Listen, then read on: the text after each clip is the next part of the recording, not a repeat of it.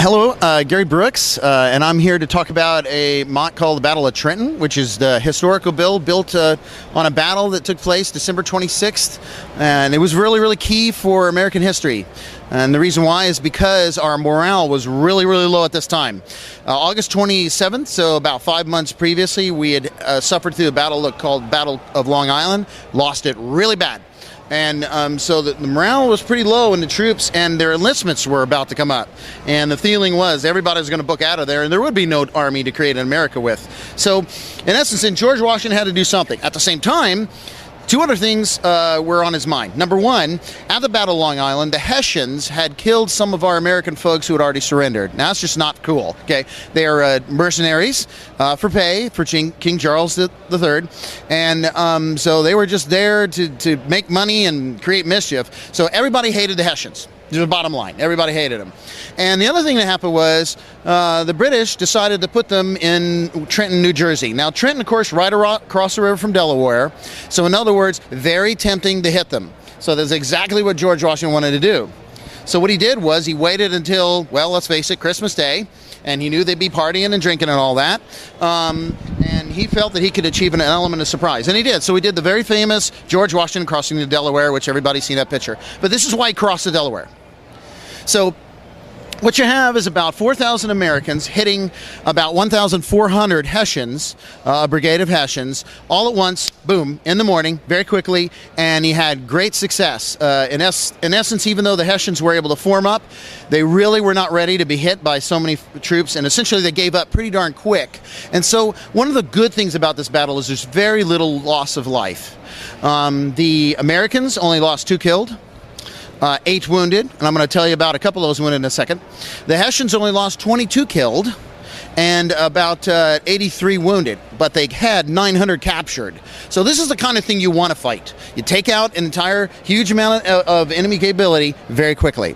Clean and quick. Clean and quick. So there's just a couple little historical things I want to point out, and then I'll talk about the mock that are really kind of cool. First of all, there are 2 future American presidents on this mock.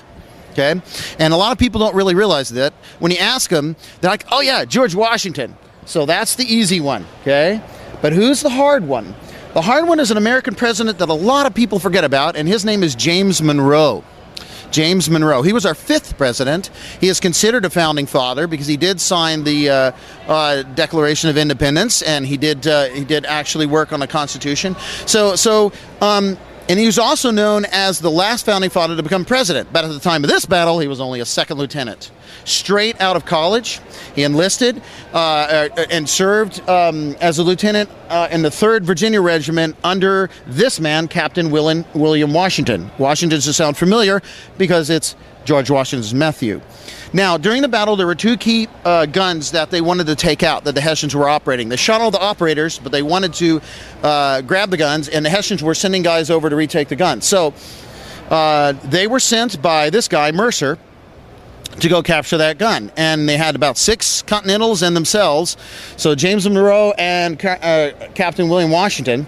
So Monroe and Washington went forward, and they were 2 of the 8 that were wounded.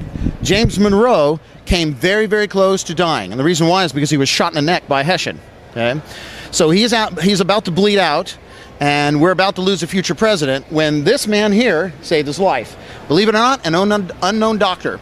The guy was just on the road that day. Washington ran into him and said, hey, you want to join the cause? And the doctor said, yeah, I'll go along. So he went along, and he was actually on the battlefield when Monroe took his wound, and he was able to staunch the bleeding and save his life, which gave us our 5th president.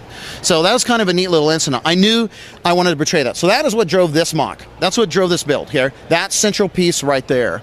So from there, then I built out with the buildings. Now, most of this mock is mine. However, I do want to point out a couple things. This building is by Ryan Keith. Again, the same guy who did the printing press for Thomas Paine and that house. And he popped this out pretty quick with not a lot of coordination, and I thought he did an absolutely outstanding job.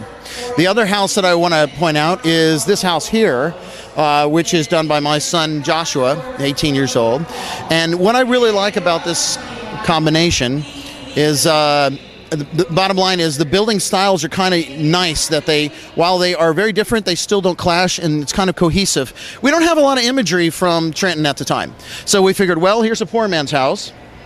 And here's a house that's about 30 years old from, it was formerly wealthy, and now it's kind of being run down and such. And there's a rich man's house that was just built. And here you have your kind of middle class house. So it was kind of a nice, just holistic way to portray the different classes at the time.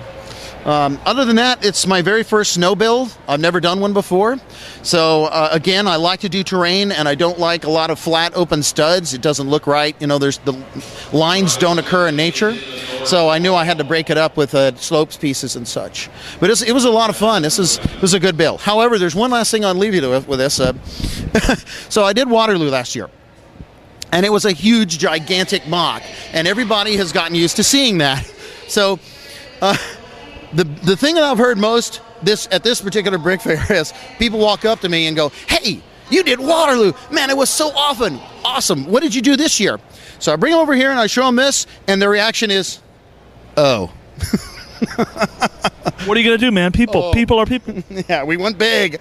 Well, I can't do big. For all intents and purposes, I didn't have a convention last year. I put minifigs on 2 plates. That's what I did the whole 5 days. So in essence, then, I wanted to have a convention this year, so downsized. And so it's a nice, sweet little mock for Trenton, but it didn't kill me to set it up either. Definitely. Gary, your work is always incredibly impressive. Thank you so much for sharing with us. Thank you, Matthew. Appreciate that.